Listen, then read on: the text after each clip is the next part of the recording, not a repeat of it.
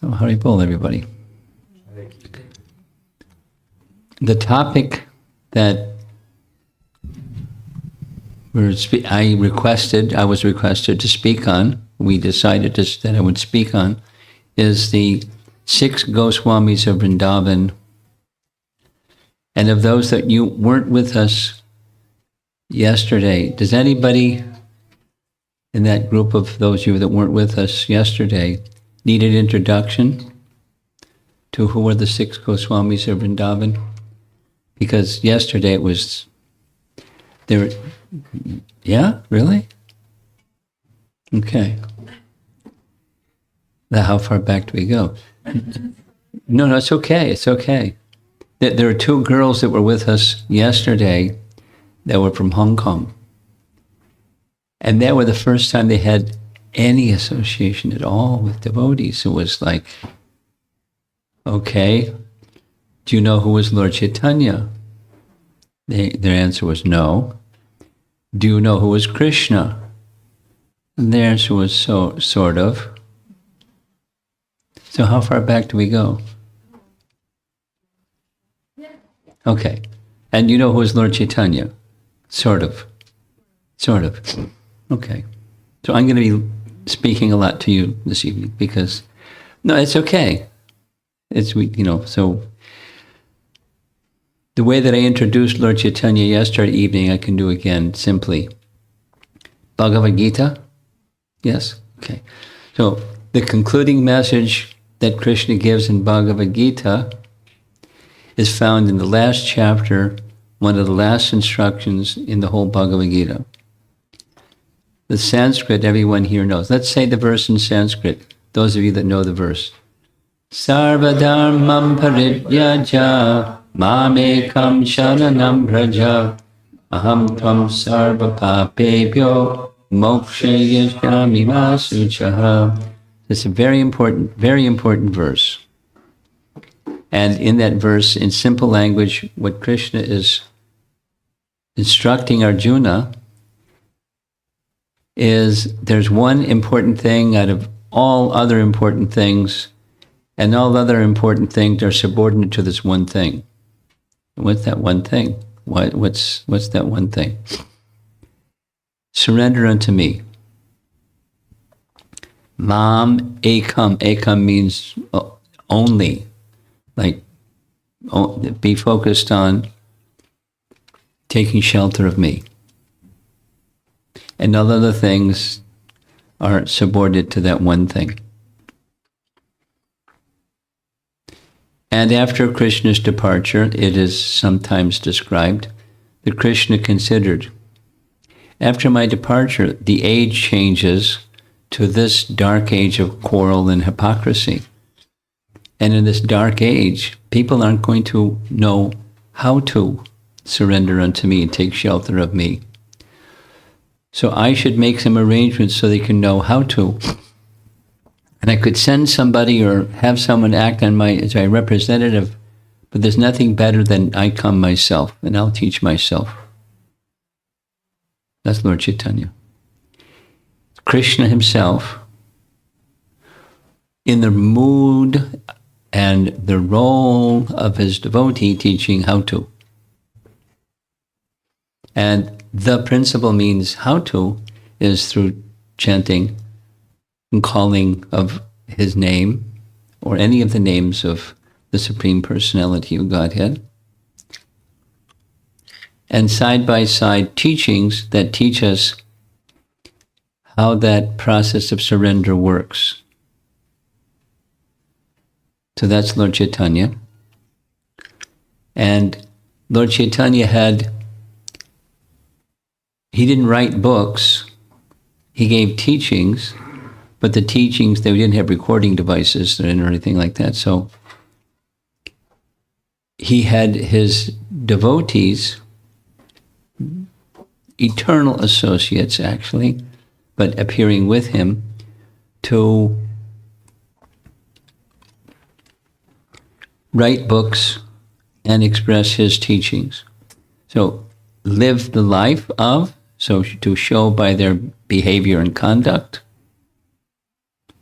the life of surrender to Krishna and give teachings that explain a life of surrender to Krishna. And amongst those who he gave that instruction to, yesterday evening we spoke about one of them. His name is Sanatana Goswami. And Sanatana Goswami had a brother. He had two brothers. And his younger brother, we discussed this morning, his younger brother is Rupa. So now we have two Goswamis. Sanatana Goswami and Rupa Goswami, two brothers. And pictured here is number 3, or one of the 6. So there were 6 personalities, 5 of whom Lord Chaitanya directly instructed to live in Vrindavan, write books in Vrindavan about Krishna, because Vrindavan is the place where Krishna appeared. And Raghunatha Das was the youngest amongst the 6. And this evening we're speaking about him. And we heard many references yesterday and this morning about why to do that, why to hear about these 6 or persons in relation to all of them. And the reason is, by hearing about them, the teachings and the mood of surrender to Krishna in his pastimes in Vrindavan become what's inside, and we can live our lives that way and attain their same destination, life with Krishna eternally. That's why we're doing what we're doing. It's especially recommended, again and again and again, especially recommended. So we're following that nice instruction. Pictured here is Raghunatha Das Goswami. It gives the years of his life. The painting is illustrating his renunciation. We'll just back up a bit. We'll hear something further in detail, but Raghunatha Das Goswami was from a family during his lifetime was like the Rockefellers, or one of the wealthiest families in the whole of India at the time. Think of some super wealthy families that are well known, and he was their only son. Their only son means he and his father's brother, or his uncle, were massive landholders, and the income that they had from that massive landholding was vast, vast, vast. And the law and culture in India at that time was, when the eldest son survives the father, he inherits 100% of the property of the father. They didn't have this thing with wills and this portion and that portion and the other portion. Everything goes to the son. So he was, from birth, he just had to outlive dad, and he would become the one of the wealthiest people in all of India of his time. But he had zero interest, interest in anything material. It's a long story which we'll narrate, but with much, much difficulty, he escaped the clutches of his father's kingdom, and he went to live in Jagannath Puri. Do you know your geography in India at all? 0, right? It's kind of a peninsula-like shape, and there's the west coast and the east coast. About halfway down the east coast is a really celebrated holy place called Jagannath Puri, where they have Rath Yatra every year. You know what Rath Yatra is? Something.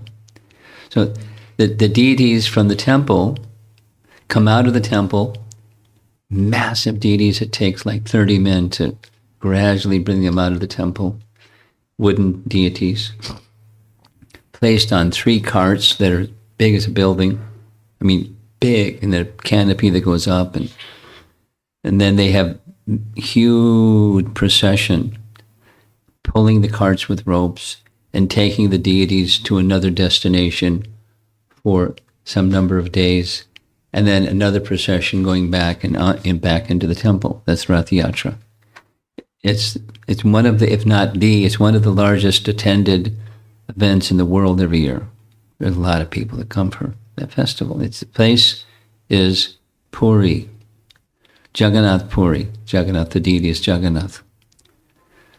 Jagannath means the Lord of the universe. Nath means Lord. Jaga means the universe. Lord of the universe comes out of the temple and everyone can see him. And have big festival. And so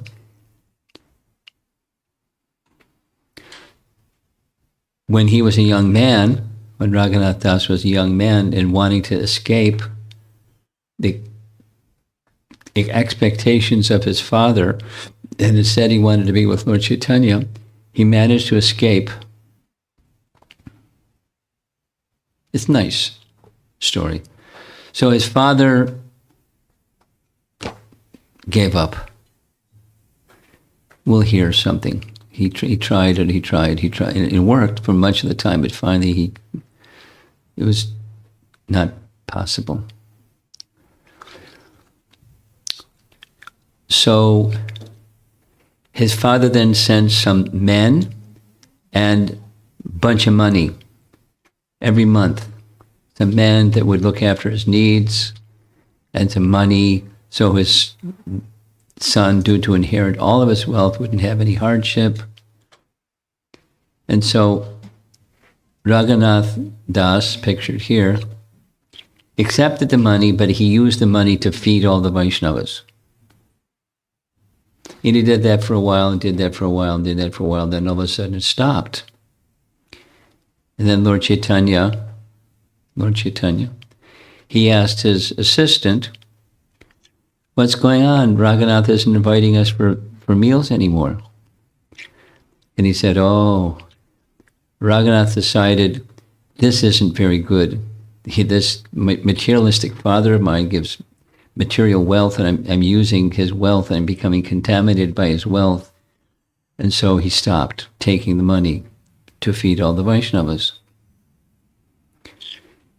And Lord Chaitanya said, oh, and if he doesn't take the money from his father, then how is he taking care of his meals? And he said, now remember, this is the wealthiest man in India and his son. He, like a mendicant, he stands in front of the Jagannath temple, and there are priests that leave the Jagannath temple carrying with them a little basket that has Jagannath prasad. Prasadam? You know what prasadam is, right? Food offered to Jagannath. And so sometimes they give him a little, they give him a little, give him a little. So that's very good. A life of renunciation. And then he stopped doing that. And Lord Chaitanya said, why did he stop doing that? Because he felt like a prostitute. Maybe he'll give me something, maybe he'll give me something, maybe he'll give me something. And he didn't like that mood. Oh, very good. So now what is he doing? They have stalls where there's things that are left over. After sending the prasadam to the stalls, they give some the other food to the poor people of Puri. So that's where he's getting his food, his meals. Very good. And then he stopped doing that. So if he stopped doing that, then what's he doing for his meals? This is in the painting here. Over by the side of the temple, what's in those stalls that they give away to the poor people, and it rots, and it starts to smell bad. They take it by the side of the temple, and they place it out where the cows can eat it. And he takes that which even the cows won't eat because it's been so rotten, even the cows won't eat it, and he washes it. You can see that clay pot there. He washes it, and in the hard, uncooked part in the middle, that much is left, and that becomes his food, his meals.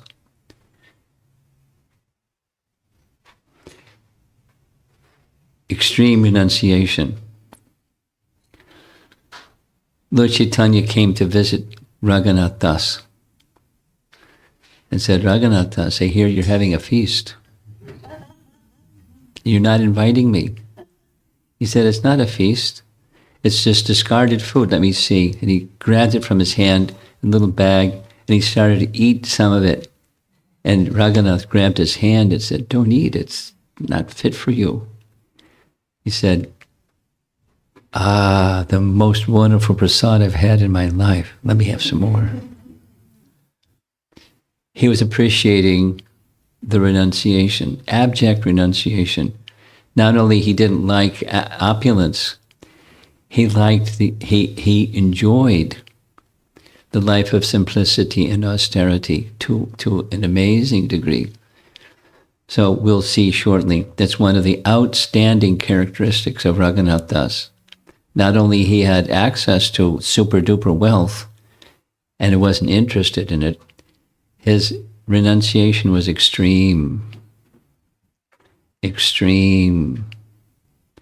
And as his renunciation was extreme, as we heard this morning, so was his humility, and so was his bhakti. Here it shows the years of his life. He lived quite a long life, nearly 100 years, 80, 90, whatever it is, 80-something years. How many? 92. 92, thanks. You're good at math. 92. So if you want to live a long time, eat just the inner core of rice that cows won't eat and make that your meal. Actually, he lived on less than that later on.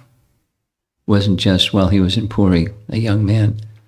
So here's a breakdown of the years of his life. For 31 years, he was with his family. He was actually married to a super beautiful wife. He left her and left his wealth at 31. For 16 years,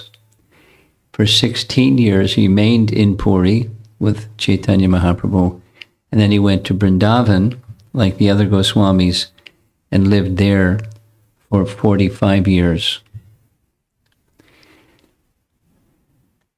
So now here's another trick. The trick is, just as Krishna took the role of a devotee of Krishna as Chaitanya Mahaprabhu, so all the associates of Krishna also as accepted roles as associates of Lord Chaitanya. And we heard yesterday evening Sanatana Goswami, what his role was, Rupa Goswami, what his role was, and Raghunatha Das Goswami is a combination of three different entities. It's not like there are three souls inside one body. Rather, it's a mood, or sometimes described as an angsa, a partial expansion of these different personalities. So what's a manjari? We discussed this.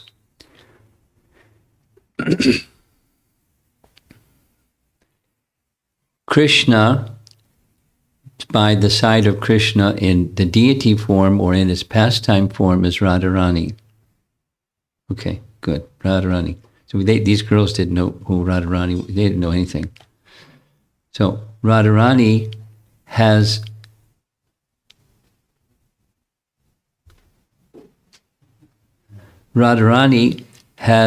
some assistants or expansions of her. She's unlimited. She's unlimited. And the potencies that she manifests are also unlimited. There are many, many gopis. Cowherd boys are gopas, and the girls are gopis. They're expansions of her, Radha's expansions. And there's 8 principal of the many, many, many, many gopis. And there's two most important amongst those 8. So each of those 8 has 8 manjaris. Manjaris are little girls or younger in age, and they assist the elder girls, and they're all focuses on serving Radharani. And Radharani's focus is Krishna's happiness. So they're all focused on Krishna's happiness by assisting Radharani. So these manjaris are the younger girls in Krishna's Leela, and in Gaura Leela, one of them was Raghunatha Das Goswami. Rasa Manjari, Rati Manjari, and Bhanumati. This is according to this very nice book, Gaura Gunadesh Dipika, that describes it's like a who's who. In Krishna Leela, in Gaura Leela. Here's a nice painting of the 6 Goswamis together. It identifies who they are. Rupa and Sanatan are the senior most and elder. And on either side, the younger ones, Gopal Bhatta Goswami and Raghunath Das Goswami. We saw this slide yesterday evening. This is a painting of the author of Chaitanya Charitamrita. Chaitanya Charitamrita is a biography about Lord Chaitanya's life. From early, who is he and how it is that he is Krishna himself and his mood and so forth, and his pastimes, and his gradually expanding his teachings and exhibiting very exalted stages of love for Krishna. The teaching, the how-to part, by words and by his example. And the devotee who wrote the most recognized, astounding, authoritative biography of his life is pictured here. It's Krishnadas Kaviraj. He was around 90 years old when he wrote. He was a very learned person. In fact, the Kaviraj was a title given to him because of his learnedness. Very, very, very elevated person. And at the end of each chapter, he writes, praying at the lotus feet of Sri Rupa, who we discussed this morning, and Sri Raghunath, who we're discussing this evening, always desiring the mercy, I, Krishna Das, pictured in the painting, narrate Sri Chaitanya Charitamrita, following in their footsteps. So that's a motive of Vaishnava is they're the servant of the servant of the servant of the servant of Krishna, or Radha-Krishna, or Radharani. And these personalities, Rupa and Raghunath, are very intimate associates of the Supreme Personality of Godhead. So he, Krishna Das, is just serving them. And that was his mood. In the effort to please Krishna and Lord Chaitanya. Mentioned already, he's best remembered as being this emblem of renunciation. Of course, his devotion goes along with it. And this Chaitanya Charitamrita I just mentioned, it confirms Raghunath Das Goswami was totally uninterested in material enjoyment, even from childhood. And another very important thing about him is this. There's stages of bhakti, or there's the stage of bhakti where one learns about the source of everything and the relationship of everything with the source of everything, in simple language. So there's an acharya, or a teacher by example of that. And that's Sanatana Goswami, who we discussed yesterday. This morning, we discussed the next. When you act in that relationship, what is that? And that's Abhideya, Gyan. So Rupa Goswami is the presiding or the principal acharya of acting in one's relationship with the source of everything. And the final is this one.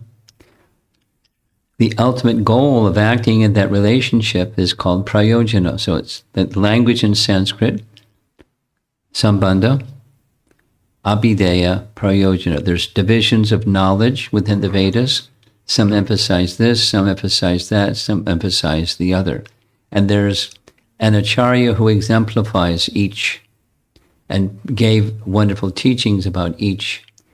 And Raghunath Das Goswami is understood to be the prayojana acharya.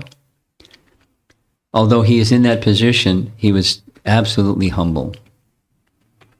And he, like Krishnadas Kaviraj, was very attached to Rupa Goswami and Sanatana Goswami. And we'll see in a moment. Here's one. This morning we discussed about Rupa Goswami, and he wrote biographies, or dramas rather, 2 dramas, Lalita Madhava and Vidagdha Madhava. There's pastimes of Krishna in Vrindavan, pastimes of Krishna out of Vrindavan. Vidagdha Madhava, Lalita Madhava. And in the course of writing Lalita Madhava, Rupa Goswami, who Raghunath Das was younger than and looked up to, he asked him, please read it, and if you see something that needs some modification, let me know. Of course, he didn't see anything that needed modification or editing. But as he read it, to read passages of the mood of love in separation from Krishna when Krishna left Vrindavan, he began to cry and cry and cry and tremble, and he was experiencing such sorrow that word went back to Rupa Goswami, Raghunath Das is smashed just reading your Lalita Madhava, because his emotion was moved in that direction so much. So Rupa Goswami decided, let me give him a different book. He said, I want to do some rewriting on this Lalita Madhava. Please give me the manuscript. And here's another book. It's a pastime of Krishna enjoying loving pastimes with Radharani, extracting taxes from her. Because there are many, many places and different leelas where Krishna is taking taxes from the gopis in loving, sporting ways. So when Rupa Goswami gave him that book and he started reading that book, he became jolly again. And he became healthy looking again and happy again. And then he, Raghunath Das, wrote 2 books on tax pastimes. He became so inspired by Raghunath Das Goswami. Here's that same painting. Knowing his specific to eating, his renunciation, later in his life, during those years that he was living near Govardhan Hill or at Radha-Kund, by the side of Radha-Kund in Vrindavan, every other day he ate something. It said he ate sometimes, mostly is he ate a pat of buttermilk, a little like palm full of buttermilk. So one time, one of his followers brought him some large palasa leaves from palasa trees. Palasa trees are large-shaped leaves, and from making and cutting the leaves, you can make a leaf cup. So they made leaf cups and made some chash or buttermilk and put it in the leaf cup and gave it to Raghunath Das. Please take some. So as he was as he was drinking the buttermilk, he said, where'd you get these leaves? And the disciple said, well, there's near Sakhi Stali, and Sakhi Stali is a photograph here, is a place where Chandravali, who is Radharani's competitor. What does Radharani's competitor means? There are different moods amongst the gopis. Some are very submissive, and some are very left-wing. They would say and do things that looked like they were in contradiction to what Krishna wanted, but it was a loving mood, and Krishna enjoyed that loving mood because it was out of love. And then there were others who were very submissive, just like in Dwarka, Krishna had many wives, and there were different groups amongst those many wives. And one was Rukmini. She is very obedient, never talked back, always very submissive, always very composed. And then there's Satyabhama, and she would talk back and say funny things to Krishna, and he liked. The like was the love, and there's variegatedness in love. So there's a right wing and left wing queens, and the right wing and left wing gopis, and Chandravali is in the right wing group, and Radharani is the leader of the left wing group. So where Chandravali resided, along with her associates, is this place called Sakhi Stali. Sakhi Stali is along the western side of Govardhan Hill. And there's a nice photograph of the place. Karlagram, it's called. And there's details and details. Chandravali,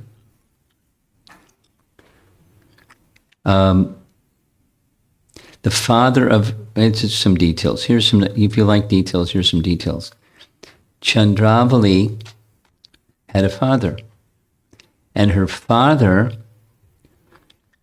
there were 5 brothers of her father, and the eldest of the 5 brothers was King Vrishabhanu. King Vrishabhanu was the father of Radharani, and one of the brothers was Chandravali's father. So they're cousins. And Chandravali had love for Krishna, and Radharani had love for Krishna, and Radharani was Krishna's favorite gopi. But he had some relationship with Chandravali also, because within Krishna is everything. Let's step back. Is there something that exists that doesn't come from Krishna? This is Sambandha. Everything that exists comes from Krishna because he is the source of everything. And of everything, he has pleasure. And there are different ways of experiencing pleasure and all varieties of experience. So his pastimes in Vrindavan are exhibitions of his pleasure pastimes. And one of those pleasure pastimes with the gopas, with his mother and father, and with the gopis. It's just part of everything. So there's groups of gopis. And so when they his disciples gave to him this buttermilk, and he asked, where'd you get these big leaves? And they said, oh, we got it from the palasa tree in Sakhi Stali. He immediately threw it to the ground. Never bring me buttermilk from that place again. Because his mood of love was fully aligned with Radharani. And the competitor in Leela is Chandravali. And the place of Chandravali is Sakhi Stali, and that's where the palasa leaves came from. Forget it. Don't ever bring this to me again.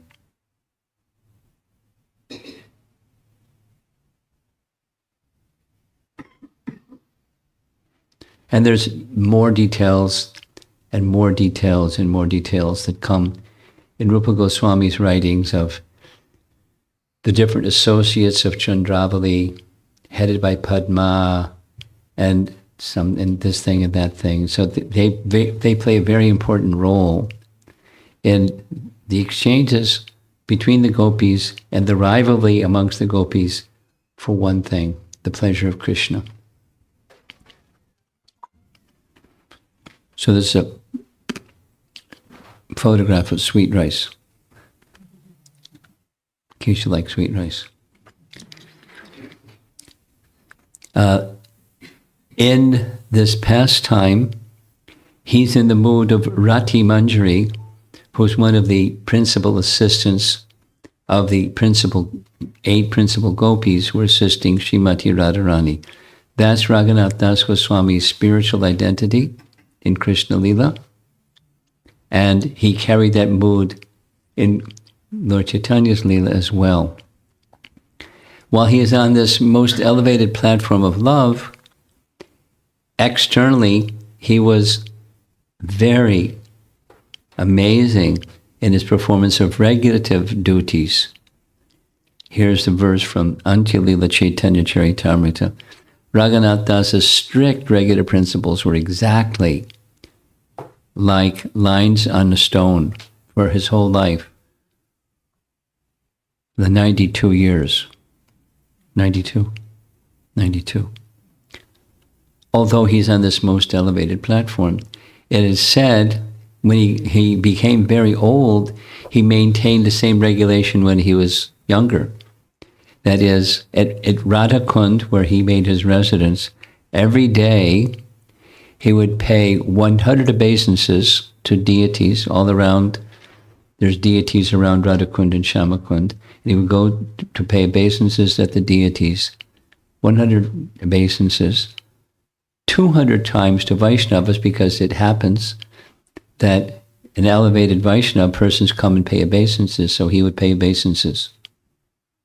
And they would say, no, you don't pay obeisances. And he'd say, yes, I pay obeisances. And 200 times every day.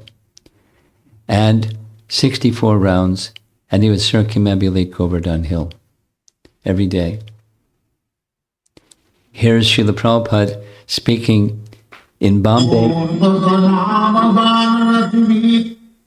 Ooh. That's a verse from the Sad Goswami Astakam.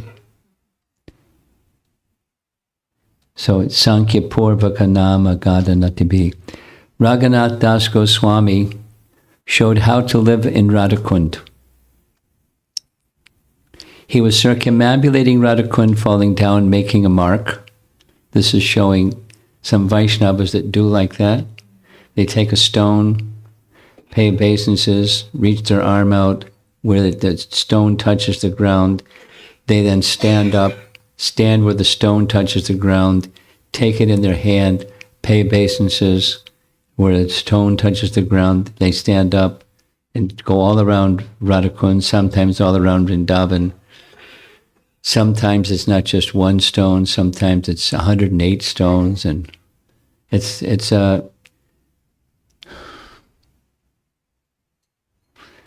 the West we have sports, and in Vrindavan they have humility. There's not a competition, it's just an exhibition of the cultivation of this mood of humility. So he did, not with stones, not only counted the holy names, but offered obeisances so many 100 times. So much vairagya he showed. He can take bath at Radhakund. First of all, do this like Raghunath Das Goswami. Sometimes devotees ask, is it okay to take bath in Radhakund? It's so sacred. And here Prabhupada's criterion, first do this. Now it's not like here's what happened. One of the things that happened. When in 1973, I think it was the first Vrindavan pilgrimage. Prabhupada took some senior disciples to Vrindavan, and he took them around to the places of Vrindavan and explained the pastimes in those places. During that visit, on the backside of the Radha Damodar temple was the celebrated Nectar of Devotion series, recorded in wonderful explanation in the place where the pastimes occurred in Vrindavan, nectar devotion. When they went to Radhakund, the devotees heard from Prabhupada how sacred the place was, and they saw there were pilgrims taking bath, so they decided to take their bath, and they started doing what young American men will do, and they were swimming and splashing and playing in the Radhakund. Prabhupada was furious, and he forbade the devotees to ever again enter Radhakund. It was like forbidden for some time. And then he lightened up and said, only if you can enter if you would sprinkle some water on your head, then that's okay, but don't enter, because they were just playing like it was a swimming pool. So if one can be reverential and respect that Radhakund is non-different than Srimati Radharani, then you may. So it's a general standing understanding or policy or a rule. Don't take bath in Radhakund without explicit permission from your spiritual masters. When he was young, now we're going back before he went to Vrindavan, this very wealthy family, Majumdar family was the family name, they had a family guru. The family guru name was Yadunandan Acharya.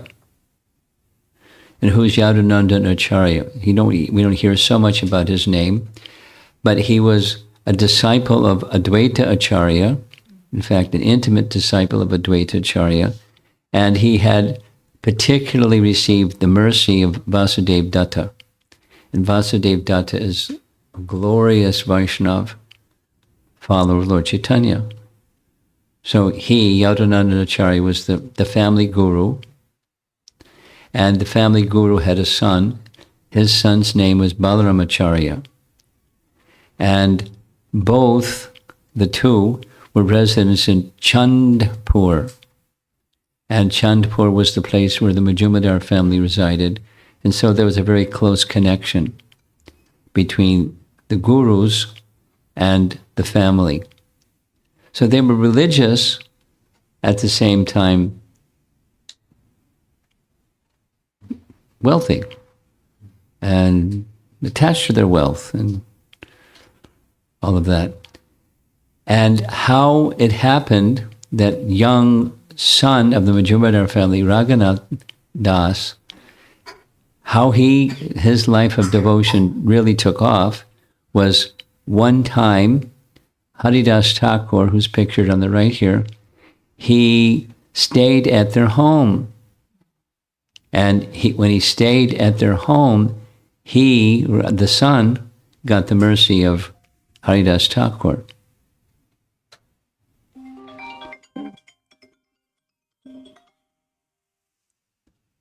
There's details of how it happened that Haridas Thakur stayed at the home of the Yadunandan Acharya, and Majumdar family got the prasad of Haridas Thakur. So it's through this receiving bhakti from Bhakta Haridas Thakur that his bhakti life awakened and flourished. So he didn't have yet the association of a Chaitanya Mahaprabhu, but because of, notice in the first line, this connection between Yadunandan Acharya, the family guru, and Advaita Acharya, just after taking sannyas, when Chaitanya Mahaprabhu came to Shantipur after taking sannyas, the Ananta Acharya visited, and so did Raghunath Das Goswami, and Advaita Acharya saw to it that the young Raghunath, this nice young boy, got the prasad of Chaitanya Mahaprabhu. So that was his first association, direct association with Chaitanya Mahaprabhu in Shantipur. And at 19, Raghunatha Das met Chaitanya Mahaprabhu again for the second time. And what was that second time? He had gone, remember from that map that we saw? He did his pilgrimage. Chaitanya Mahaprabhu went from Puri, so-called headed for Vrindavan, but he didn't go to Vrindavan. He went to Ramakeli. And Sanatana Goswami advised him, don't stay here. Nawab can do anything at any time. He's very wicked, very cruel, and unpredictable. He's calm right now, but who knows tomorrow? So don't stay. And don't take thousands of followers with you to Vrindavan. It's not how a sadhu should enter with just one follower, just one assistant. So when Chaitanya Mahaprabhu was going back from Ramakeli, he again stopped at Shantipur. And again, this is the second time that Raghunatha Das met Chaitanya Mahaprabhu. And Raghunatha Das, at 19, was really enthusiastic. Not for material life, but to be with Chaitanya Mahaprabhu. So he pleaded with me, Chaitanya Mahaprabhu, please release me from this bondage of materialistic life. It's like a pit of filthy substances. Please remove me from this place. And Mahaprabhu's response, this is in Chaitanya Charitamrita, calm yourself and return home. Don't be foolish. It takes time to cross the ocean of material suffering. Don't make a show of monkey renunciation, marketa vairagya, simply for other people's benefit. Enjoy the world in a moderate way without attachment. Easier said than done, right? Enjoy the world in a moderate way without attachment, because he was already not attached. So extra, similar, different language, but similar to what he said to Rupa and Sanatan. So here he's saying, live in the world, you have this wealthy situation, in a moderate way, don't be extravagant, but in a moderate way, live your worldly life as if you're attached. But internally, again, this is internal cultivation of attachment to this true transcendence. Be fixed on Krishna internally, while externally dealing with the world in the appropriate fashion. It will not be long before Krishna delivers you. Kind of puzzling, but he followed what he said. Now, one of the accusations that is made from time to time at least, about people who are renounced is they're losers. They can't cut the mustard in the material world, and so they cop out and do this sentimental, emotional thing. So Raghunatha Das showed that not only he was detached, but he was quite capable. And what happened was, found in Chaitanya Charitamrita, there was a representative of the Muslim king, and the representative is called the Chaduri, and the Chaduri was a tax collector on behalf of the king. And so the usual system was the landholders would pay taxes to the Chaduri would take his cut and give it to the king. So the Majumdar family, being like mega wealthy, they bypassed the Chaduri. They just paid their taxes directly at a reduced amount, because it was such a big amount, directly to the king. The Chaduri didn't like that. He was being cut out. Now, they were paying their taxes, but he was being cut out. So he came one time when his father and uncle weren't in town. And he came to collect taxes. And so Raghunatha Das, the young 19-year-old, or whatever he was, 20 maybe at that time, he dealt with him in such a way, there's details and details, but he spoke in language that was so appealing to this Chaduri that he made him cry. Just made his hard heart, who just wanted to put his father and uncle in jail for not paying taxes to him, because he had authority and he had clout and he had a prison. People didn't pay taxes. So he spoke in such a way that the Chaduri was pacified. The Chaduri received the amount that he was supposed to get, and he left happy. There's details, but the point is, he showed his skill in dealing with worldly matters, although he had no interest at all in worldly matters. Who wants to deal with a tax collector and have him walk away, tears gliding down his beard? Because Muslim tax collectors like to keep a beard. So after that, the father came back, and Raghunatha, his internal cultivation of attachment to Krishna grew and grew and grew. He tried to get away. He tried this, he tried that, he tried the other thing.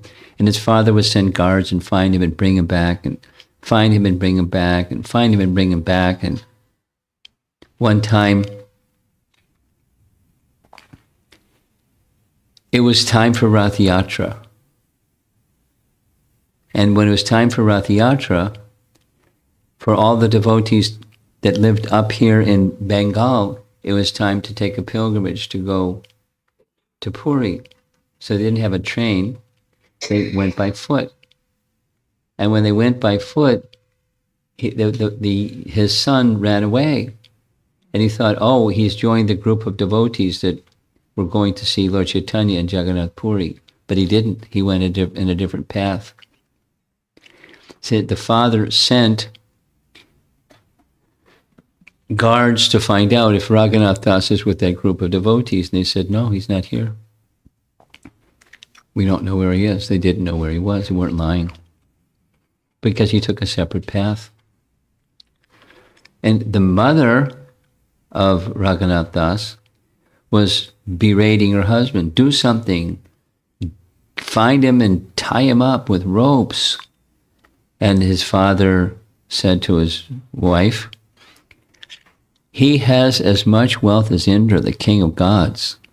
And his wife is as beautiful as heavenly courtesans. If these two things, money and women, if these two things have not been able to capture his spirit, then how would mere ropes be able to do so?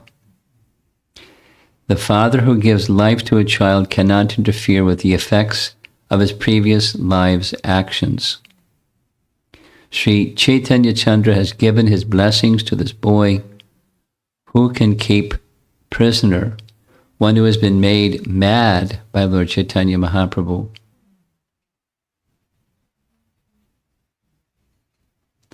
Now, where did Raghunath Das go when they couldn't find him?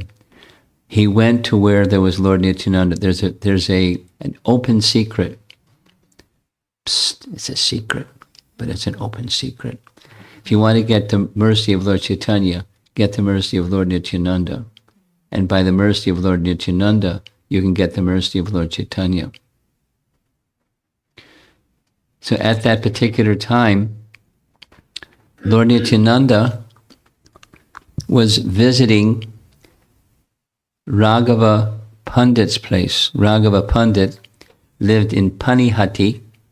Some of you may know in Atlanta, they have an annual Panihati festival. Some of you know. You don't know about it yet, but you'll find out about it. You know where Atlanta is, right? You have an idea. Someday you may go to the Panihati festival in Atlanta. Are you from Atlanta? No. No? Where are you from? I'm assuming you already know the answer. No, I don't. Okay, I'm from Maryland. Maryland. Okay. So it's somewhere in between Maryland and Alachua, Atlanta. I'm just conversation, trying to get something stirring over here. Okay.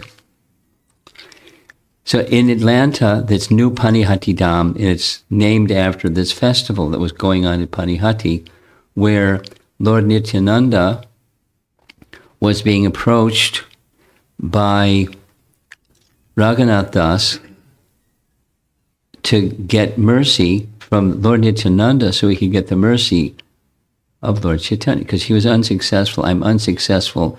I need the mercy of Lord Nityananda to be successful. So he went to Lord Nityananda at Panihati, which is a place along the bank of the Ganges. It's a nice place. Maybe some of you have been there. And when he saw Lord Nityananda in this assembly of many, many, many devotees, he paid his obeisances from a distance. But the omniscient Lord Nityananda saw him and called him, Raghunatha, like a thief. You don't come near me, but simply try to run away. Now that I've caught you, I shall punish you. I want you to feed all my followers chipped rice and yogurt. It's like sponsoring the Sunday feast. It's not a punishment, it's a privilege, but he was saying like it's a punishment. And Raghunatha Das, being the son of the Majumdar family, had opulence and affluence like anything, and so he immediately made arrangements with all of the merchants in the area to make two types. One is chipped rice with condensed milk, chipped rice with yogurt, and there's one of the two with a nice tulsi leaf on the top. And humongous quantities were brought. And as this festival was going on, much to the amazement of everybody there, Lord Chaitanya personally came in his manifest form, a spiritually manifest form. And here the two lords, Nityananda and Chaitanya Mahaprabhu, feeding each other chipped rice and yogurt. While the devotees, there were so many devotees, you see the big pots in the back of the chipped rice and yogurt. Big clay pot. They must have been heavy. There were so many people that were half immersed in the water in the Ganges and eating and distributing. And then there was kirtan. And the kirtan was so outstanding. Everyone was going wild. Too much sweet rice and too much chipped rice and yogurt. Too much kirtan. Very ecstatic. And at the end of this ecstatic kirtan, here comes Raghunatha Das, falling at the feet of Lord Nityananda with expressions of humility, saying, I am the lowest of men, the most sinful, fallen, and condemned. Nevertheless, I desire to attain the shelter of the lotus feet of Sri Chaitanya Mahaprabhu, like a dwarf who wants to catch the moon. I've tried my best many times, but I've never been successful. No one can attain the shelter of Sri Chaitanya Mahaprabhu without your mercy. Although I am unfit and greatly afraid to submit this please be merciful toward me by granting me shelter at the lotus feet of Sri Chaitanya Mahaprabhu. So Lord Nityananda can be very funny. Sometimes he would say things that sounded like punishment. Sometimes he would do things like placing his foot on his head, which was a benediction. Raghunatha Das emotionally asked Lord Nityananda through Raghava Pandit, intermediary to Lord Nityananda to get the mercy of Lord Chaitanya, how could he possibly gain freedom from his material entanglements to obtain the association of Mahaprabhu? Nityananda, the ocean of mercy, placed his feet on Raghunatha's head. Beautiful painting. Panihati. There's Nityananda. You arranged this feast on the banks of the river, and Mahaprabhu was merciful to you and came here himself to enjoy it. He blessed you by accepting the offering of chipped rice and yogurt.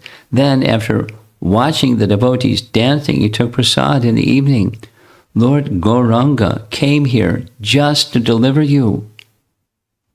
And now he has removed any impediments which remained. He will turn you over to Swarup Damodar. And making you his confidential servant, he will keep you by his side. Go home now and forget your worries. You will soon be able to go to the Lord without any difficulties. Now, he didn't take him to Puri. He just go home, and it's going to happen. Uh-oh. How did it happen? Tricks. There's Yadunandan Acharya. And Yadunandan Acharya had the service of making sure that the worship of the family deity was taken care of. And so Raghunatha Das tricked Yadunandan Acharya. He was at night searching for who's going to take care of the deity. In the morning, Raghunatha Das said, don't worry, I'll take care of it, you can take rest. And he was left alone. So he tricked Yadunandan Acharya. He doesn't say what happened to the worship of the deity the next morning, but he tricked him. Yeah, I'll take care of it, you can take rest. So it's showing he went from this stage of being in a family of merchants, and now he's at the stage of Shuddha Bhakti. And eventually he's going to become an eternal associate in Braja. In fact, that's his constitutional identity. So trickery is okay if you do it for Krishna. If you're Raghunatha Das, you can be tricky. Otherwise, don't do it. Most of us are not in that position, so we don't do it. Here's another, I'll give you another very nice example in history, Vaishnava history. Here's a little teaching, little philosophy in the midst of this nice story. This is a depiction of the definition given by Rupa Goswami about bhakti. So there's a heart, and there's a heart, and there's a heart within the heart. So a lot of hearts in this image. According to the definition of Rupa Goswami about bhakti, the outer circle is, there's processes of bhakti. The inner circle is Krishna is the object, and the essence is the intent to please Krishna. Anukalyena Krishna Anushilanam. Definition of Rupa Goswami of bhakti. Do you know the verse yet? You know the verse. Can you say the verse? Anyabhilashita shunyam. Let's all say it together. Anyabhilashita shunyam jnana karma dhanavritam anukoyena krishna nushilanam bhaktir uttama. So it's a definition of bhakti, just as this diagram is meant to show. At the heart of bhakti is the desire or intention that Krishna should be pleased. If you want to be successful through your whole life, in devotional life, put that at the center, at the heart of your heart, the intent to please Krishna. It's actually already there. It's just covered in different permutations and combinations of material contamination. But aside from the material contamination, there's our true identity. And that's our true identity, wanting to please Krishna. Some of you may know, other than our Gaudiya line, there's four principal lines of spiritual teachings. And one of those other lines is Sri Vaishnavism. Anyone here has a Sri Vaishnava background? Some devotees are from that part of the world. Generally, it's very strong in South India. And before Ramanujacharya, who gathered together the teachings representing that sampradaya, there were some alvars. Alvars are ones who gave such teachings. And one of those is Tirumangai Alvar. And Tirumangai Alvar was traveling about South India, and when he came to a place in Sri Rangam, there's a deity of Sri Raghunatha, and there was no temple, no proper temple. So he, being a very elevated Vaishnava, went here and there and requested people to make contribution so he can build a nice temple for Sri Raghunatha. And the wealthy people weren't assisting. So we went to Plan B. And Plan B is he had 4 disciples that had mystic powers, and together they robbed people.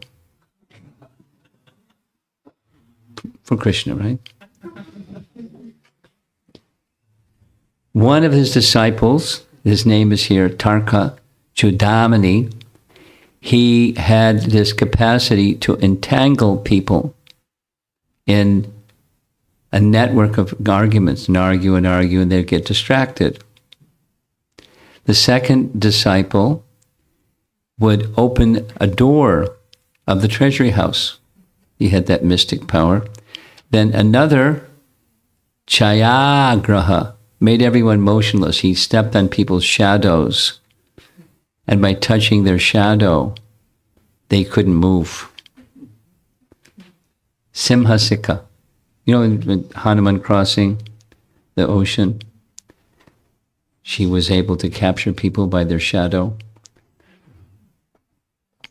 And Jaloparichara. So he was able to walk on water. He had a mystic power. He could walk on water. And he crossed moats and plundered all the wealth, which another one opened the door, and then the other one made people motionless, and the other one made people bewildered by his speech. And he got all the funds needed. The people had the money, just weren't ready to give it. So he made some other arrangement, Plan B, and he built a wonderful temple. And the architecture is fantastic. Of course, people can't build these kind of temples these days. But here gives you an idea. There's one man standing full stature, and there's sculptures all around the side of those massive temples and massive arches, and who's going to do that these days? So we don't steal. But if you're Tirumangai Alvar, you can steal. But we don't do that. We don't have the stature. But it's not unprecedented. In other words, what Raghunath Das Goswami did was not okay, but it was okay. And there's a nice example of this quickly in the history of the Surya Dev deity. Some of you know Radharani's, one of her worshipable deities was Surya Dev. So there's a Surya Dev temple, and there's a Surya Dev deity at Surya Kund. It's a very nice place. And Vishwanath Chakravarti Thakur writes about this pastime involving Radharani stealing. Radharani stealing? She stole Krishna's flute. There's a verse from Padyavali. One day, Radha told Krishna, "You are the very treasure of my existence, but your flute has robbed us of all our virtues, our chastity, our religiosity, our observance of social etiquette. Indeed, this Murali has ruined our lives. If I ever get the chance, I'll grab that flute and throw into the Jamuna, and you'll never see it again." Always remembering Radharani's threat, Krishna would hide the flute under his cloth when he would fall asleep in a kunj. But one time, Radha got her chance. That's from Padyavali. She approached Madhava stealthily like a cat, taking care that her ankle bells did not tinkle. She slid her golden bangles up her arms lest they jangle, and kept her eyes on his in fear that he might wake up, she slyly stole the flute from his lap. Text from Padyavali, and there's a painting. Radharani stealing Krishna's flute. And the gopis watching, giggling as she stole Krishna's flute. So if you're Radharani, you can steal Krishna's flute. And if you're Tirumangai Alvar, you can rob to build the temple. We don't do those things. And Raghunath Das did what he did to get the association of Chaitanya Mahaprabhu. But we're not Raghunath Das Goswami, so we don't do trickery and things like that. So when he reached Puri, we saw, it took him 11 days. He took not the main road. He took side roads and somehow made his way to Puri in 11 days. That's fast from where he was. And when he reached Chaitanya Mahaprabhu, Mahaprabhu knew he was coming, of course, and he placed him the care of Sarup Damodar. And so we mentioned this. He became known as the Raghu of Sarup because there were several Raghunaths. So to distinguish one from the other, he became known as the Raghu of Sarup. And here's the instruction that Mahaprabhu gave him.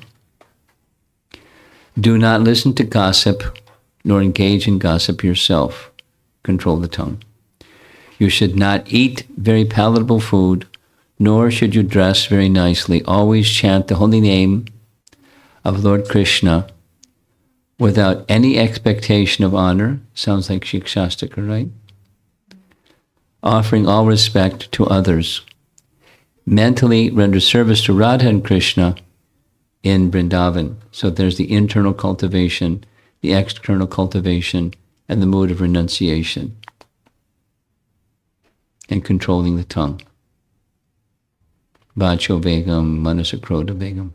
Nectar of instruction. Some time passed. 16 years Raghunath Das lived in Puri. One of the things that happened while he was in Puri is one resident of Jagannath Puri had visited Vrindavan, and he brought back from Vrindavan what you see on the screen here. It's a very small Shila from Govardhan Hill and a string of gunja berries. And he gave them to Chaitanya Mahaprabhu. And for 3 years, Chaitanya Mahaprabhu, as you see, he rubbed his thumb on the Govardhan Shila so much that it made a depression in the Shila, a thumb print impression in the Shila. And after doing that for 3 years, holding it to his heart, crying, tears washing, giving abhishek to the Shila, and the gunja berries, he eventually gave these as gifts to Raghunath Das Goswami. So Raghunath Das Goswami, with tears in his eyes, accepted, and he understood what Mahaprabhu was doing because he was on another level. It wasn't just, here's a nice gift for you, Prabhu. He was giving him residence in Govardhan. And the gunja berries was the mercy of Srimati Radharani. So he got Krishna in the form of Govardhan Hill and residence there, and Radharani's mercy. So at the time Chaitanya Mahaprabhu left this world, Raghunath Das was beside himself with distress. So privately, internally, he didn't say anything, but he had this plan. I can't bear living without Lord Chaitanya. So he had made up his mind. He was going to go to Vrindavan, pay his respects to Rupa Sanatan, go to Govardhan Hill and jump off of Govardhan Hill and give up his life. But his mood was so serious and so intense that when he met Rupa and Sanatan, they could understand, and they ordered him, you can't do this. We discussed this already. Here we're doing it again. We've been here in Vrindavan in separation from Lord Chaitanya, and you've been with Lord Chaitanya for 16 years. So you can't give up your life because you know all about the pastimes and the mood and the teachings of Lord Chaitanya for those 16 years. So you can't give up your life. Rather, we instruct you. And he followed the instruction. You stay by the side of Radhakund, but every day sit underneath this tree over here, and every day, 3-4 hours every day, you recite the pastimes and teachings of Lord Chaitanya. So he did it. And in the audience was Krishnadas, Kaviraj, which was the basis of his writing Chaitanya Charitamrita. And he did it for the rest of his life. He loved Govardhan Vasa Prarthana Dashakam. There's 10 verses, very celebrated verses. And the first verse is, Krishna is your own master, Nijapati. So he is accepting that Govardhan had Krishna as his master. At the same time, he understood Krishna. Govardhan is both the master, Krishna is the master of Govardhan, and Govardhan is not different than Krishna. And at the same time, Govardhan is the servant of Krishna. Thus, Krishna is his master. So both. Here's verse 9 of the 10 verses. Imbued with friendly rasa, for Radha and Krishna along with their friends, you are an unparalleled giver of happiness to the groups of men, animals, and birds who take shelter of you. Oh, Govardhan, embracing me and considering me as one of your own, please give me permanent residence near you. Now, Raghunath Das didn't write volumes and volumes like Rupa Goswami did, or Jiva Goswami did, or tomorrow we're going to be discussing Jiva Goswami. I'm pausing because it's going to be an interesting night. Because it's going to be half Chinese and half English, which means it's going to take twice as long. It's going to be half Chinese and half English. A little background, because I won't be able to say it tomorrow. There's a system in China where they have a Zoom link, and every morning, their time, from 7 a.m. to 9 a.m., there's a class, and different persons take turns. And I have a turn every other Thursday morning, which over here is Wednesday evening. So Wednesday evening, 7 a.m. their time, Thursday morning is 6 p.m. our time. So that's when class is going to begin tomorrow night, 6 p.m. If you're not here, it's okay. Class is going to start on time because there's going to be over 300 people attending that class. They're very enthusiastic to hear about Krishna. So to conform with our topic here, I'm doing a rerun on Jiva Goswami because I've already covered the 6 Goswamis with them. But that's okay because they know I love Jiva Goswami very much. So they'll be okay with it. I already checked. So that's tomorrow is Jiva Goswami. And Raghunath wasn't as prolific as Jiva and Rupa and Sanatan, but what he wrote was his prayojan. It's the expressions of love on the topmost level, and his love for Govardhan is over the top. And a little text.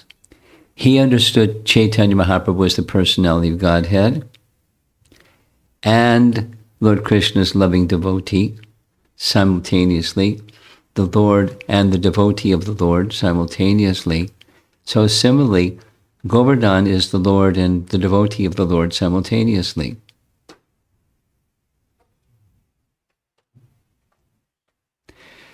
Some devotees I know worship Govardhan in their home. And there has been a recent discussion. do you worship Govardhan as Krishna, or do you worship Govardhan as Haridas Varya, or the greatest of the devotees of Krishna, like the gopis say? And there's different views out there in the world.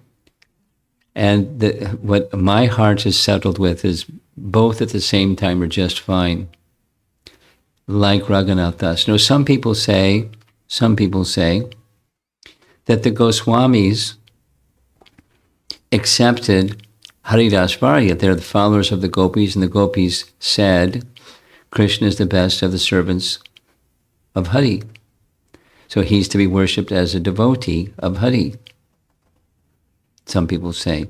And to that, they go further and say, therefore, don't give him a flute and don't put a peacock feather on him and don't this and don't that, because he's a devotee, and the Goswamis worshipped him in that way.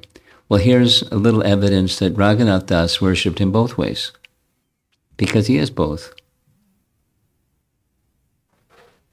So there. No, it doesn't mean if this is right, then that's wrong. If that's right, then this is wrong. And we don't have a boxing match about over who's right and wrong. There are different modes of worship and love, and that's just fine. And he reciprocates with the mood of the worshippers. And that's the way it is.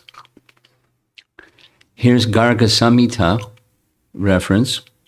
Radharani, according to Garga Samhita, was approached by Krishna, I'm going to appear in this world, please come with me. She agreed on the condition that Govardhan would come. So Krishna manifested, this is the painting showing, Krishna manifested from his heart the mood of love that he has for Radha, and particularly for the rasa dance. A special place for the rasa dance was manifest as Govardhan Hill. So in one of the many places where rasa dance would take place is at the base, the bottom of Govardhan Hill. Bottom means southernmost part. And there's a place where that pastime would occur. Further up, the eastern side of Govardhan Hill, there's a place where Balaram saw the rasa dance, and he was stunned, because he would keep a distance when Krishna would have rasa dance, but his crown fell off. And there's a Shila below that is the mukut, or the impression of Balaram's crown melted that part of the Govardhan Shila. And it's a celebrated place. There's a little shrine up on top where Balaram was astonished seeing the rasa dance of Krishna that occurred in the southern part of Govardhan Hill.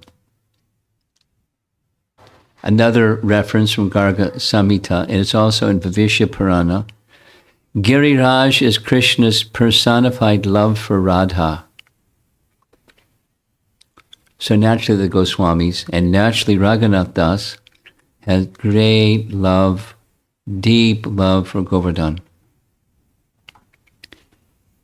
It was produced in response to her request for a place to perform Rasa Leela with Krishna. The mood of bringing Radha and Krishna together with a predominating desire to please Radha, even over Krishna, is the mood of Giriraj. Now here's a little background. I had lunch today with Tama Mahaprabhu. Part of our topic was discussing this one. He indicated from Vishwanath Chakravarti Thakur, there's something like 3 billion gopis. 3 billion, that's a lot of zeros.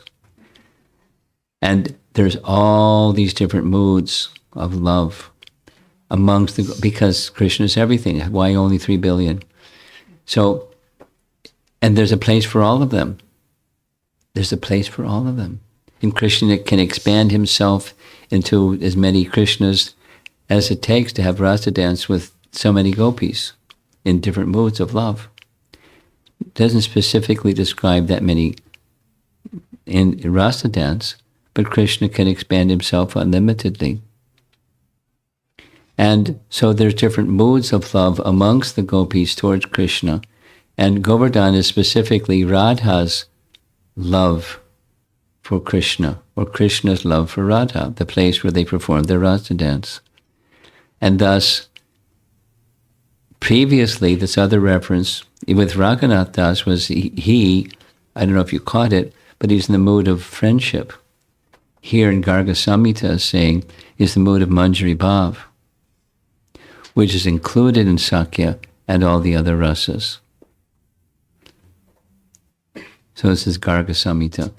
The Goswamis always regarded Govardhan as Bhakta. But we just read, Raghunath saw him as both.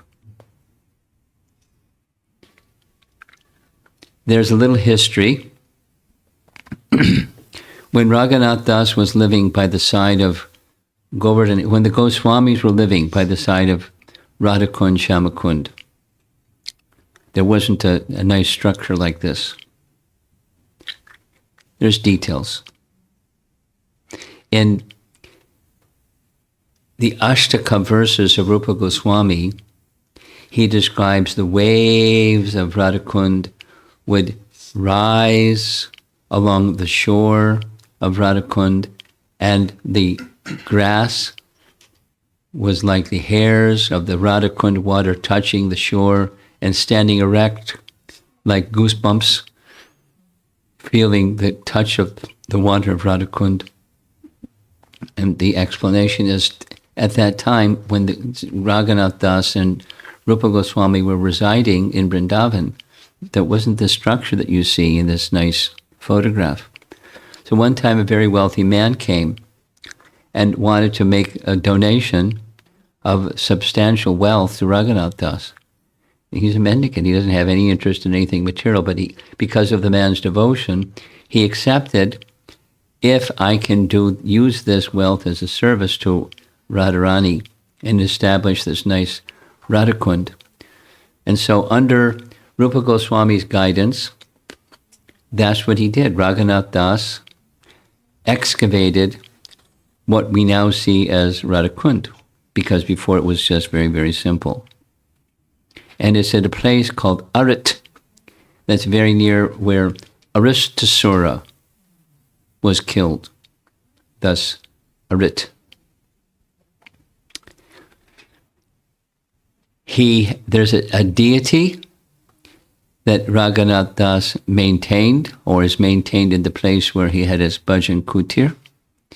And he authored 3 books primarily, and there's some smaller ones. His Stavavali, here's a picture of a translation of Stavavali by Raghunath Das Goswami. Stava means prayers, so it's a collection of prayers.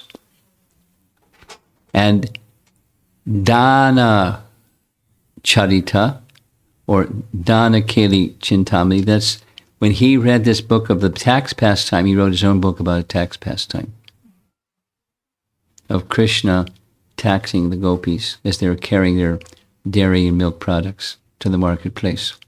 Nice description, very sweet. And he also wrote what we know as the Pearl pastime. This Stavavali, Vilapa Kushamantali, or A Bouquet of Lamentations by Raghunath Das Goswami. Here's one, and a painting that goes with it. O restless-eyed girl, your lake is the eternal home of you and your beloved. My residence is there. There I stay. Very simple. It's a prayer. Very simple.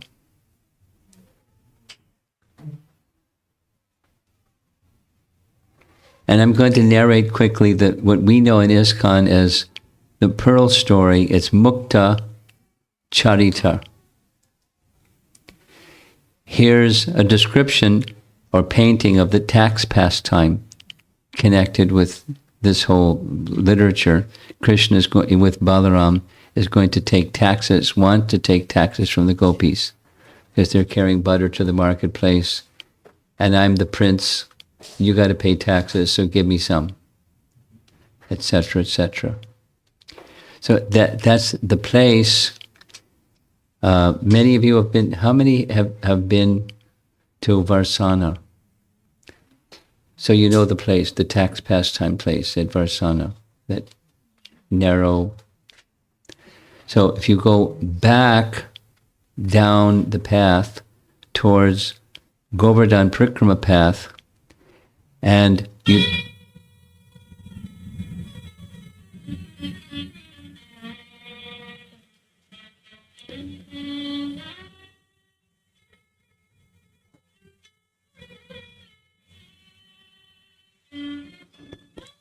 It's not far from Radhakund, Shamakund. There's a pastime that took place there, known as the Pearl pastime, Mukta Charita.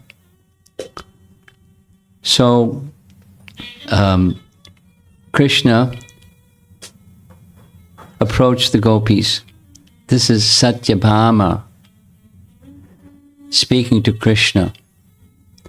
In this book, Satyabhama asks Krishna in Dwarka, I heard that one time in Vrindavan, you made a garden of pearls. Is it true? Could you tell me?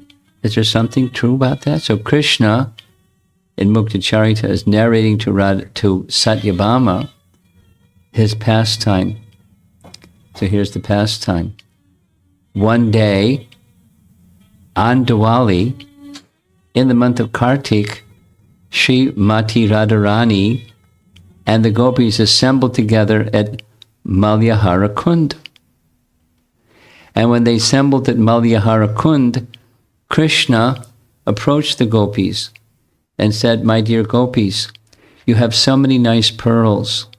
Could I get some of those pearls? Because I want to make pearl necklaces for my favorite cows, Hansi and Harini.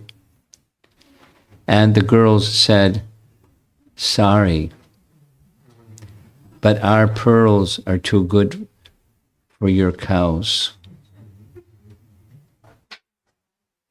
But Krishna wasn't discouraged. Krishna went to Mother Yasoda, and Krishna asked Mother Yasoda for some pearls. And Mother Yasoda responded, Gopal, why do you want these pearls? She said, I want to make a pearl garden. His mother said, Gopal, pearls don't come from gardens. Pearls come from the ocean.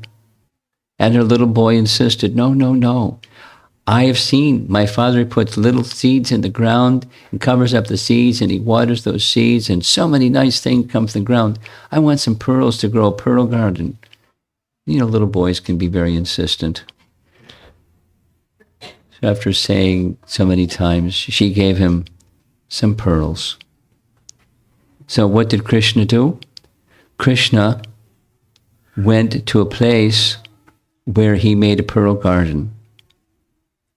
And after planting the pearls into the soil, he planted the soil, he took milk from the cows, and which he got from Mother Yasoda, and he watered the pearl garden. And after some time, sure enough, little shoots came out of the ground. And Krishna was very happy. And he went to tell his gopi friends and said, Gopis, come look. Look at my pearl garden. Look at my pearl garden. And they said, those aren't pearl trees. Those are thorn trees. And they just laughed and laughed and laughed. But Krishna said, no, they're pearl trees. You'll see, you'll see. And after some time, sure enough, it was pearl trees. And he had so many pearls. And he took those beautiful, colorful pearls. And they were fragrant pearls. And he made not only necklaces for Hansi and Harini, but for all of his cows. And he had so many pearls, he made necklaces for all the cows and all the peacocks and all the monkeys of Vrindavan.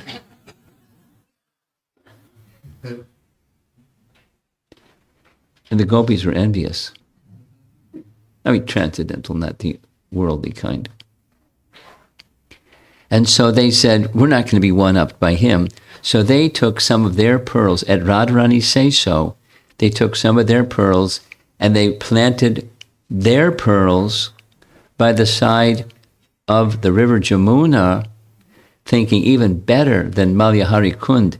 The river Jamuna is the best place to grow a pearl garden. We're going to make a better pearl garden than Krishna's. And lo and behold, and Radharani authorized them, they could take some pearls from their mother's storerooms and replace them with their pearls from the pearl garden. Look what Krishna did. And sure enough, after some time, some little shoots came out of the ground. And they brought Krishna, come look. He said, those aren't pearl trees. Those are thorn trees. And they said, no, they're pearl trees, you'll see. And sure enough, when they became matured, thorn trees. So now the gopis were in big trouble because they had taken from the treasury of their parents some pearls, and they had no way to replace those pearls. And they saw, just see, there's this cow in the painting. You see that monkey sitting there. He's got a nice pearl necklace. All the monkeys of Vrindavan had pearl necklaces. And so Radharani knew that Krishna would be a tough one to deal with because they were going to ask Krishna for some of his pearls. So she sent two of her gopis, Chandramukha and Kanchana Lata, to negotiate. They were really good Vaishyas, good at negotiating. But Krishna said no. And Radharani was listening, hiding in the background, where Krishna couldn't see her, but she could hear everything that was being said. And Krishna said the same thing. These pearls are too good for you gopis.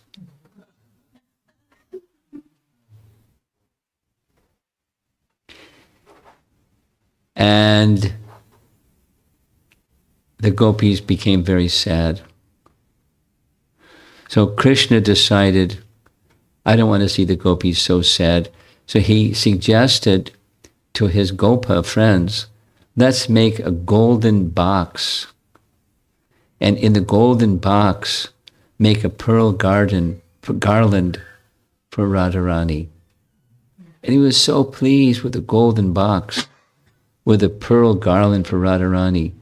Let's make a pearl necklace in a golden box for all of her gopis. And so they did. And here's Krishna giving to the gopis this gift of a pearl necklace. Now, who's that sitting in front with her hands on her hips? You can tell by her sari.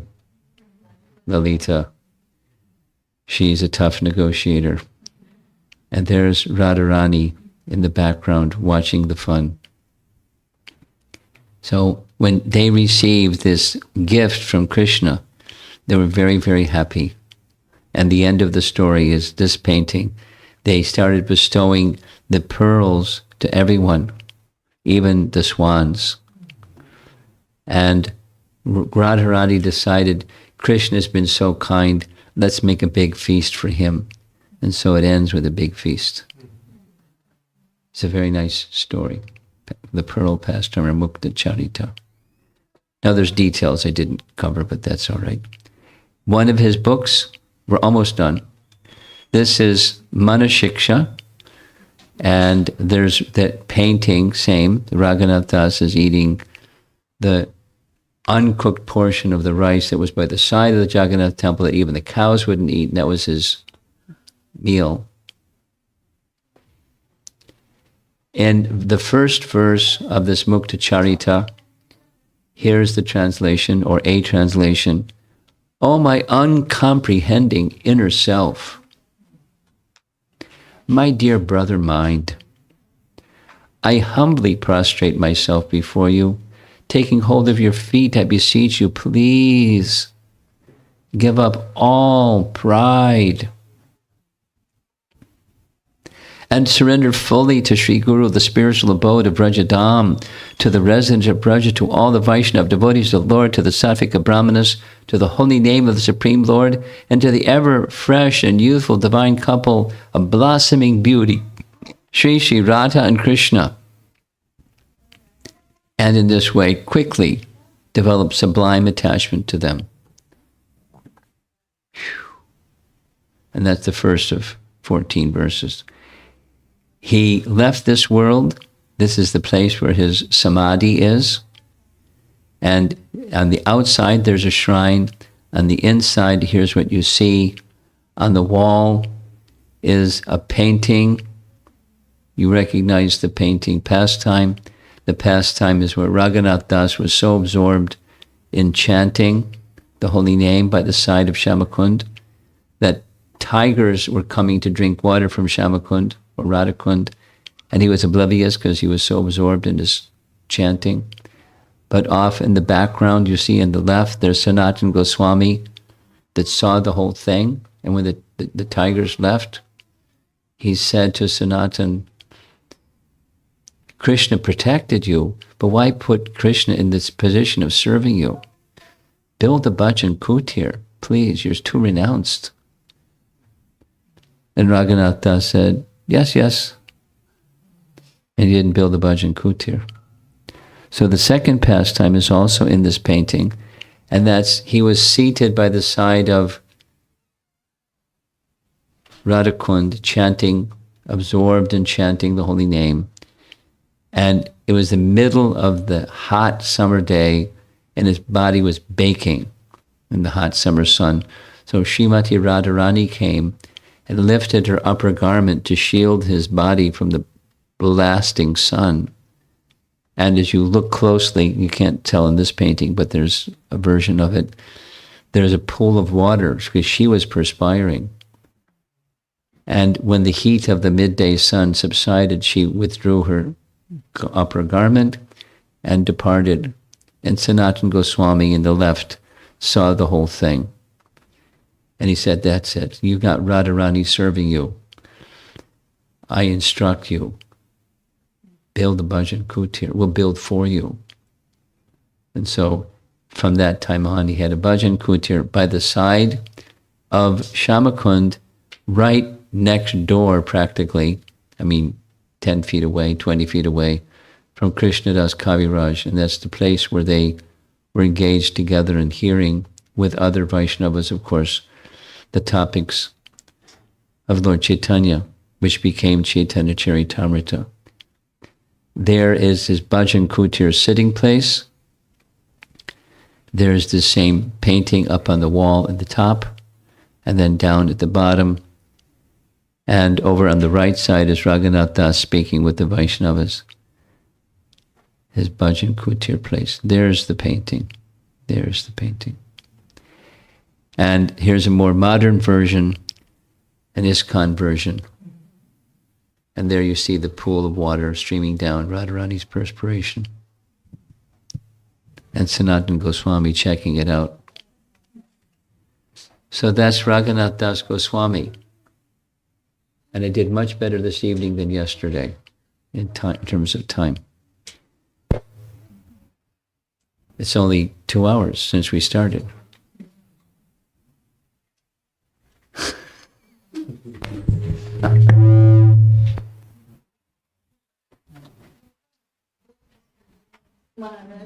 Can you tell more story about when Radharani tried to steal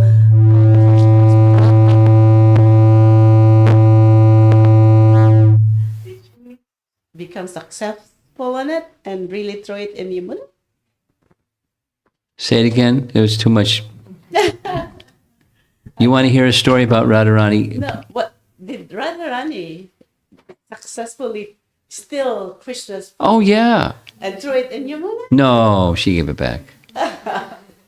Okay. Huh? It's a detail. And there's a longer version. She gave it to Lalita, who hid it in her braid, and then there's this and that and the other thing and the other thing and the other thing. It's a long story. And then it fell out of her braid. Krishna was checking them all. And as she was checking them all, some messenger came and said, "Look out, Jatila's coming." So everyone ran. Anyway, some detail.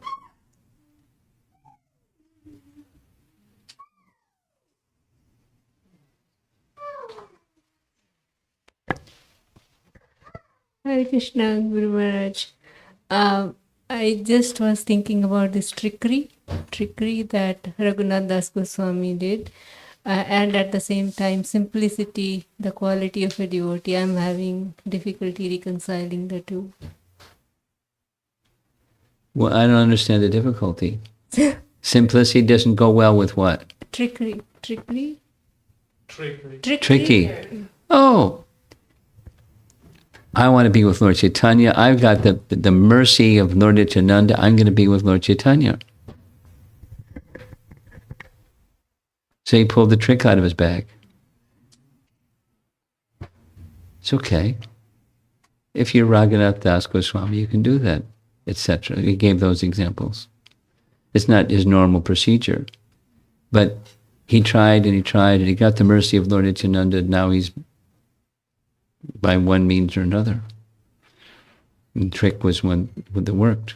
So he did it. We don't have that power. He had the power, the blessing of directly of Lord Nityananda, etc., etc., etc.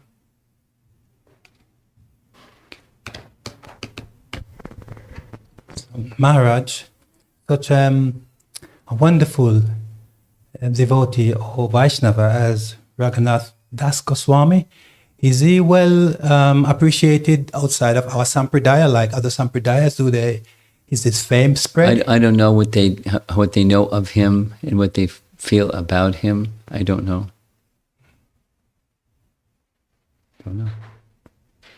There's another topic here. Hare Krishna Maharaj, thank you for the wonderful class. I was thinking of Raghunath Das Goswami, and he was doing 64 rounds, so many obeisances, living in Radha Kund, doing so much austerities, vairagya. There's so much, and I think even during the lecture you also said we cannot do that. Yeah.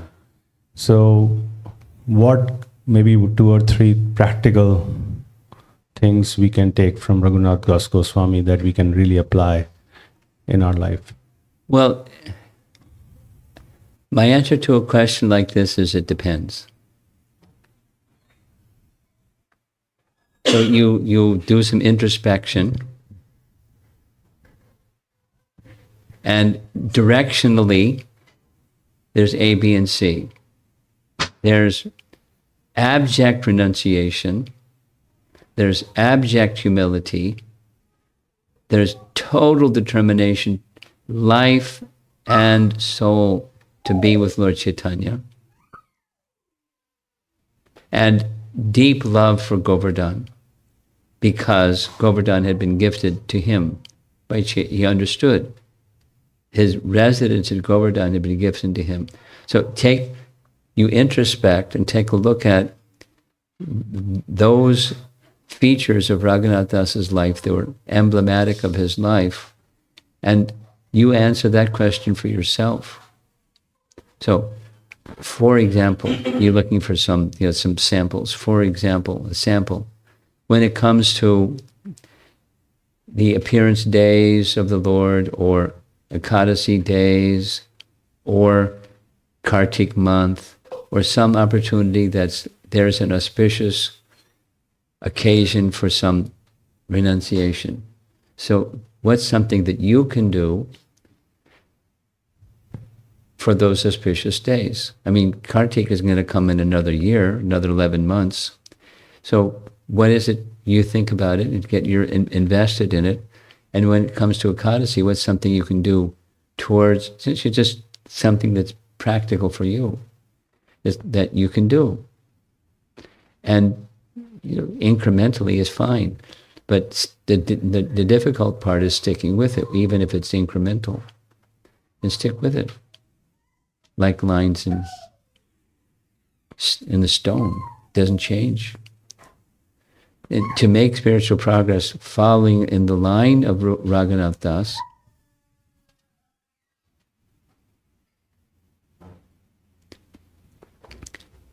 so then there's these other, just like this one verse, the first verse of the 14 of Manushiksha, that's loaded. And one of the prerequisites is give up pride. So humility is the opposite. So what can I do that's striving in the direction of free from pride and striving in the positive direction of taking shelter?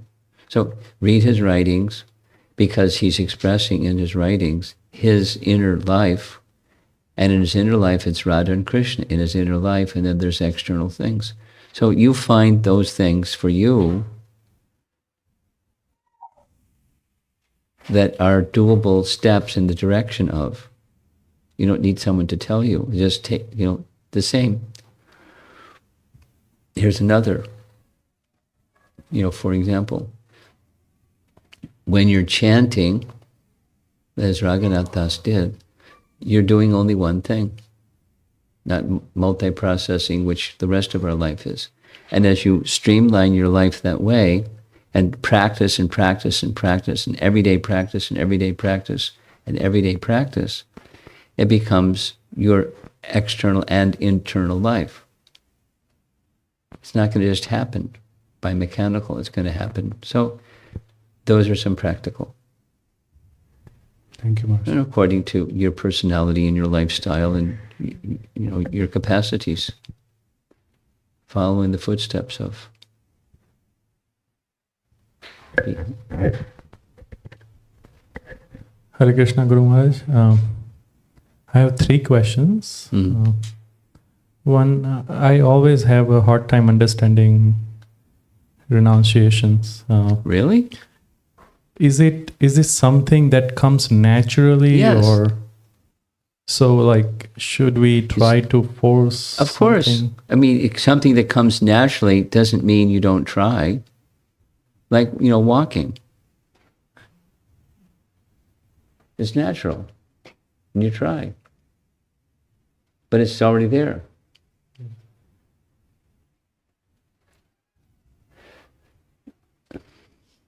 I had this discussion recently with some devotees, including one of them in this room, about the automatically Yasyakstir bhaktir bhagavat yakinchana sarvayar ganesh tatra samasatesra. You know the verse? Good qualities become, in Prabhupada's translation, automatically manifest in the body of a devotee. So if it's automatically, then we don't have to strive for it because it's automatically. Or because it's innate, therefore natural, then we exercise, and gradually the exercise makes that capacity stronger and stronger, bestowed by the mercy of Krishna. So renunciation is one of those. Thank you. Go ahead. Next. Next is Lord Chaitanya's instruction to Raghunatha Das Goswami about internally, stay renounced, but externally do all the material. Well, that was a stage or a phase. It's not forever. Okay. But is it instructional for devotees too? Well, you're a householder. Yes? Yes. So it's for you. And that's a phase. It's not forever.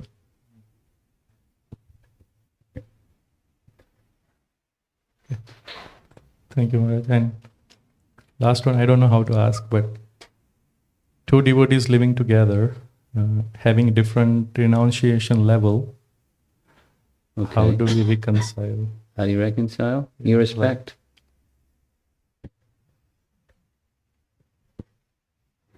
This one has this and that one has that. As long as it didn't cross the line of forbidden, but levels of renunciation, there's differences, and you respect. There's differences. Thank you. Genuine, not just tolerate, it's respect.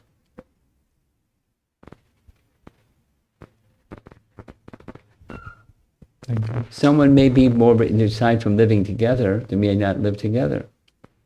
You know, you're a grahasta. I don't respect you because fill in the blank.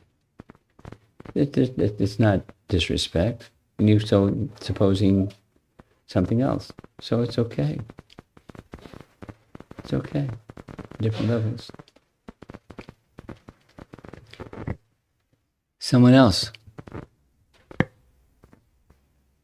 Yeah, Raghunatha.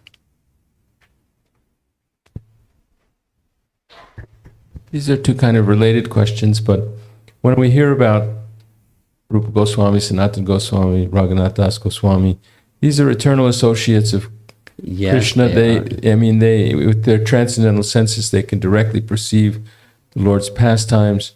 So, first question is, why do they bother bowing down 200 times a day to a Vaishnava, going around Govardhan Hill so much and worshipping deities and doing all these things? They could just be writing their literatures or whatever. They're teaching by example, and along with precept. And the second question is similar, is, for example, this rich person offered something to Raghunatha Das. He accepted to build the Govardhan, Radha-Krishna, Shamakund, Radhakund. He could have inherited the billions, and he could have done much with the that. one was coming from love, and the other was coming from material attachment. It doesn't mean that if your parents are, if any one of us, so billionaires. Yeah, it's customized for each of us, what we do, don't do. He had a particular mood. We honor his particular mood. And he wouldn't accept from his father, would accept from this other man, because he wanted to do it not from a bodily attachment, but so he accepted. But it goes to Radharani. So he could have gone, hey, Dad, can you send some cash? I want to build a kund for Radharani. He didn't. Thank you. Very well. Yeah, it's different. It's his mood. His mood. Last question. You have the honor of the last question. It's going to be a good one, right? Oh, it's a question. That's a good answer.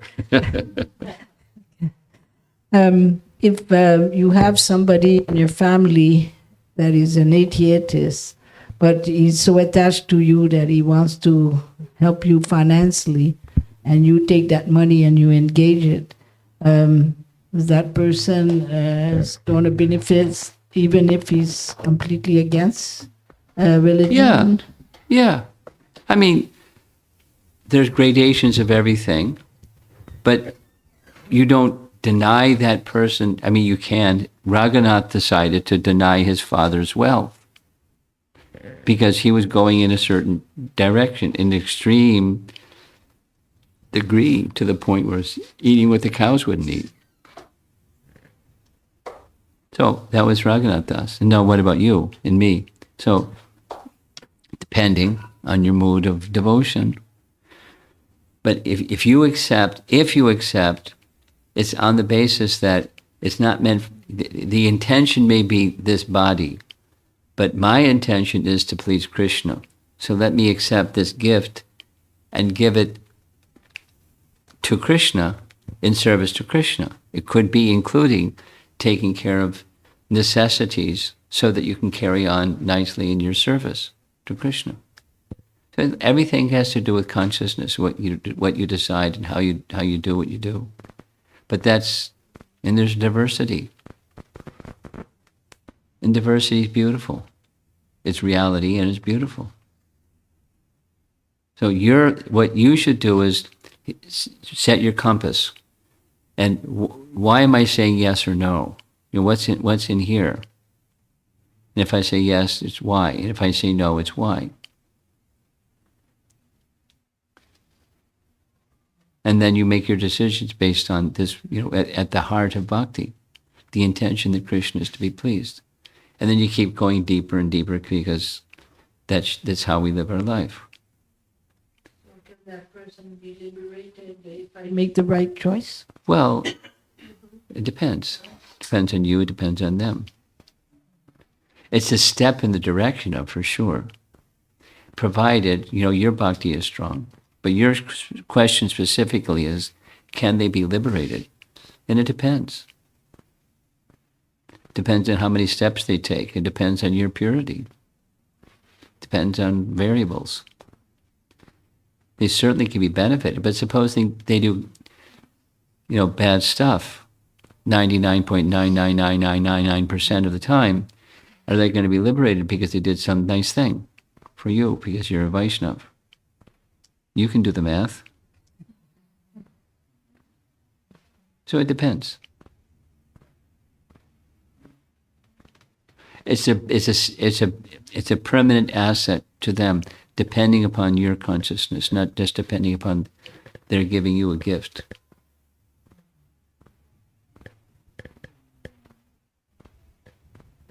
Thank you. All right. Srila Prabhupada ki.